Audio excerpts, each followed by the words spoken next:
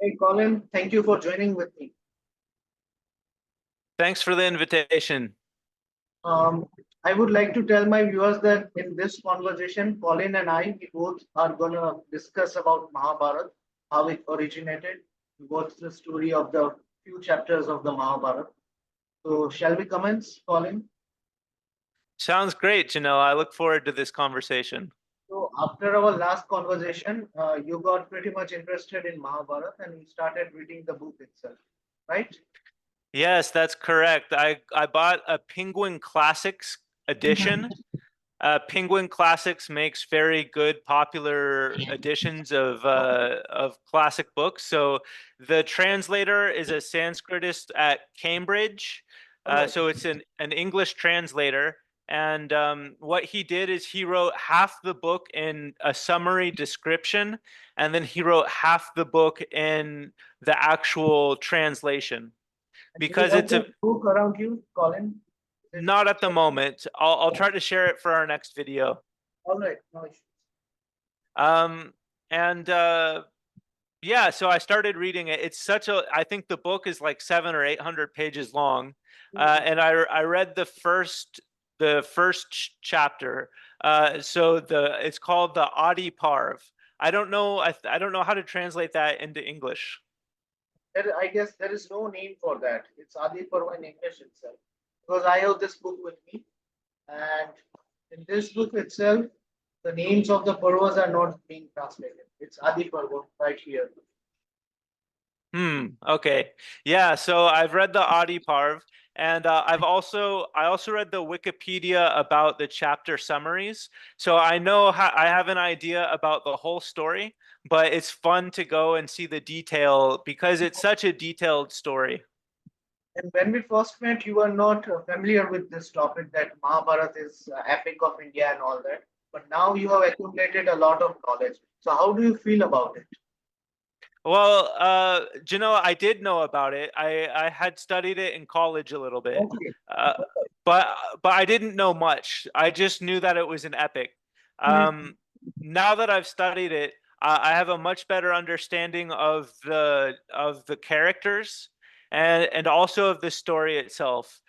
So it's become vivid. It's become a story that I like to think through and not just a word anymore. It's such a cultural reference point for Indians, I think, that it's a great way for foreigners to learn about Indian culture. And speaking of foreigners and Indian culture, I would like to tell my viewers that Colin and I just before this conversation we shot a video in Hindi about Mahabharat. So do check his YouTube video as well in Hindi, Mahabharat in Hindi. Yeah, it was such a fun conversation, Janelle. I liked it a lot. Um, So I'm very happy we're doing it. For your viewers, Janelle and I have planned to do a video about each chapter, and I think there are 18 chapters. So maybe it'll take maybe a year or two. But In two languages, Hindi and English. in two languages, yeah. So the goal is to really get to know this text, this story, and it's such, like I said, it's such a good cultural reference point that it's well worth the time and effort. As you are studying this thing, the concept of boon and curse that often come in Mahabharata. So how do you feel about that? These are new concepts for me a little bit. I hadn't really ever thought about them because there's a lot of context that is required. For example, in Hinduism, there's this notion of triloka, and for your viewers who aren't familiar with Triloka, it's a way that the universe is designed into a level for humans. Above there's a level for gods, and I believe below there's a level for demons. And what happens is that the levels above and below tend to go to the middle level, the human level, and they change things and but at the same time there should be a balance of the human level. And so what happens is that in order to keep the balance, or sometimes in order to change things, the gods or the demons will grant a boon to a human who does meditation. It's called tapasya in Sanskrit. So the god will grant a boon to someone who does tapasya or meditation, or they might curse someone who does something wicked or evil. And I think maybe, Janil, you can let me know, but I think maybe the demons also give boons and curses.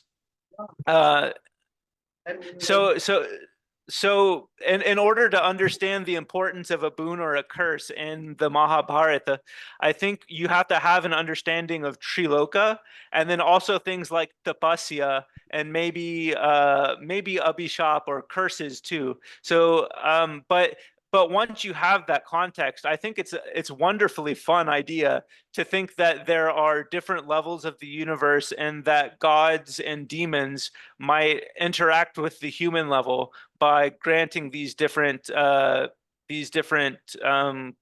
or not granting, but making these different interventions onto human society. Well, what do you think about boons and curses, Janelle? Do you have an idea about them? like my friend and I, we used to pull each other's leg that nowadays boon and curses are not working.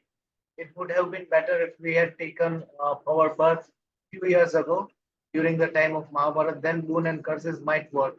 So we were fooling around, but on a serious note, I feel like it tells a lot of things. Like in order to get boon, you need to do a lot of penance, tapasya, right?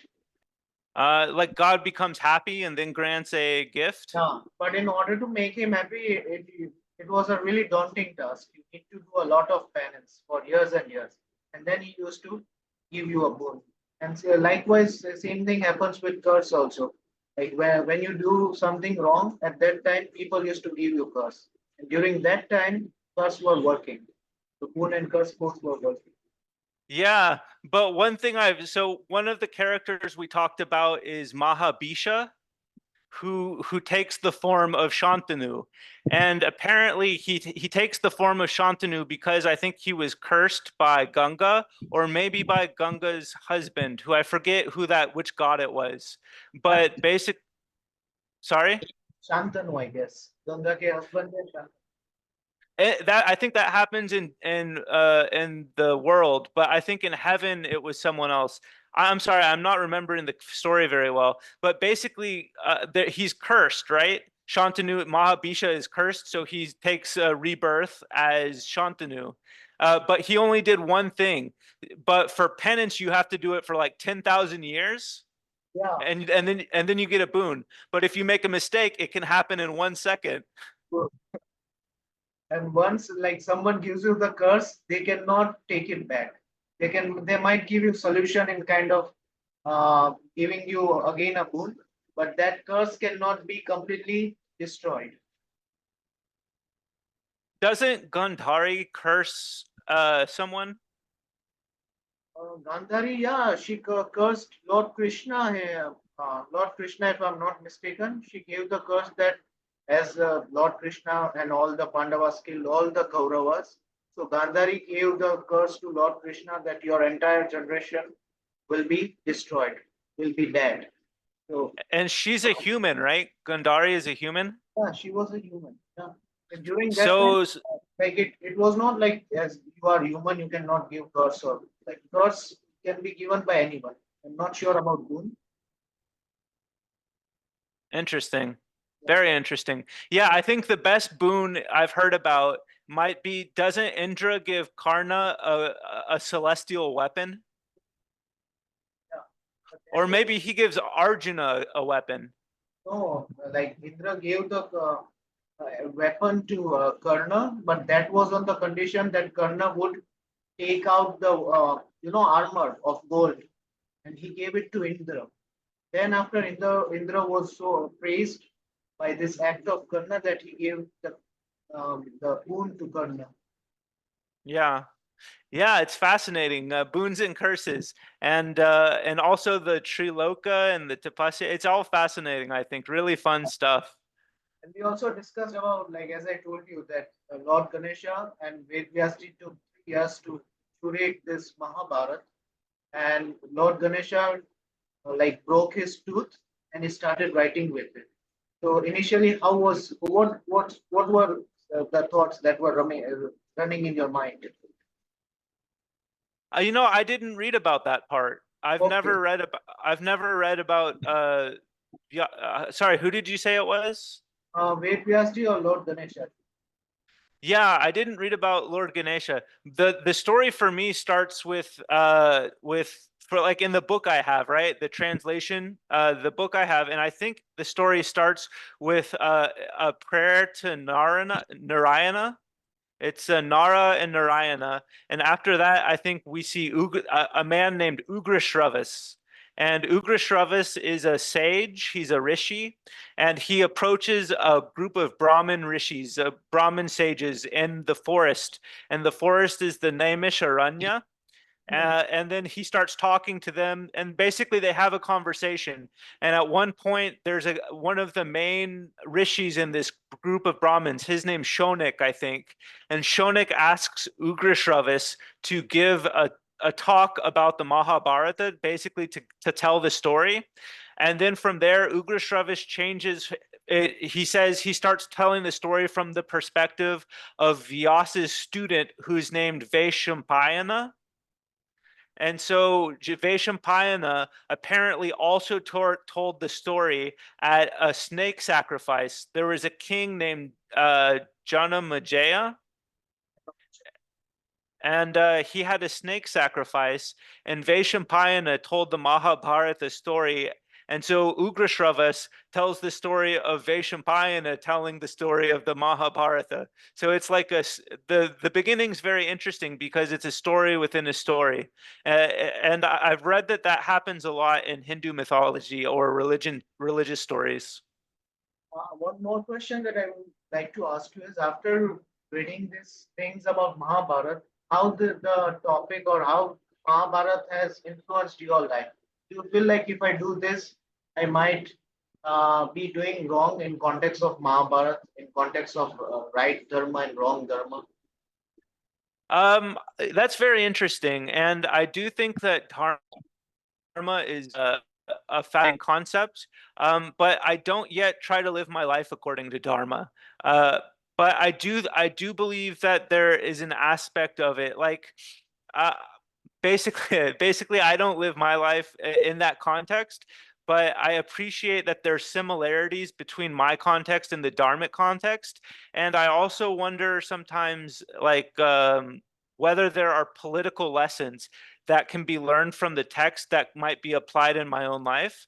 But so far, the politics seems very far removed from modernity, from the everyday world today. Meaning, like we live in nation states, democracies, and we're talking about kings, right? So this is a story from a long time ago. So I don't know how much like politically, but at the same time, I think that being able to, because so many Indians know about the Mahabharata, I would say, and maybe I'm wrong, but I would argue that it's probably the most common story in India. Now, maybe it's the Ramayana or maybe it's the Mahabharata. I don't know.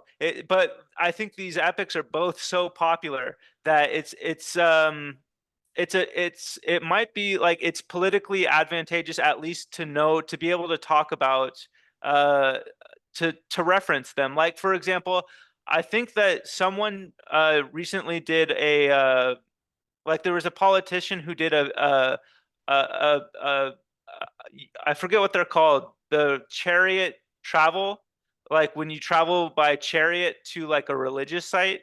Mhm. Yeah, yeah, really. Anyway, so like to some extent they are very relevant because people are doing that, and it shows that they want to govern maybe in a traditional style. But I don't know, like I would say the biggest difference, I think, is the difference between democracy and kingdoms. All right. But that's just my perspective. Well, I'm curious though. I want to learn about if you have, like, from the Adi Parv, from the very first chapter of the Mahabharata, are there life lessons that you've learned from it? Uh, After reading this Mahabharata in depth, I feel like a human being can learn a lot of things from this book itself or from this epic. Few things like we often tend to have some negative things like vices like greed, jealousy, anger, hatred. If one goes through the pages of this book and if one truly imbibe uh, oneself into this book, he would be living a better life. That's for sure. Because once you get the knowledge of this kind of things that happen, and that's always like Mahabharat was initially written so that the people of Kali, which are us, we can get the knowledge of what is right and what is wrong. But still, people are not getting the knowledge and they are doing as per their will. But if they follow the rules of Mahabharata and all, they would be doing really good things. They can make their life better. Hmm. Yeah. Yeah, I like how you describe the book as like a motivational, the best motivational book there is. I think it Also, makes sense. that reminds me, speaking of motivation, like the Bhagavad Gita, which is like the first motivation book, the conversation between Krishna and Arjun. That is like, that's really top notch. If people really try to read Bhagavad Gita and imply the knowledge of it in their lives, world can become a better place. Yeah, I like how optimistic you are, Janelle. That's awesome. Yes. And uh, what do you feel? Should everyone go with this book, Mahabharat, or there are other things that people can do in order to make their life better? Yeah, I think it's definitely a piece. So I would say, like, for example, if someone were to ask me, so I'm an American, right? I live in the USA. If someone were to ask me, I want to learn about India, what's the one book I should read? I would say read the Mahabharata. Because it's such an expressive book about Indian culture, and everyone can learn from it. And not only about India, but also, like you're saying, you can learn to minimize bad things in your life. You can learn to minimize hatred and jealousy and greed and all of those negative things.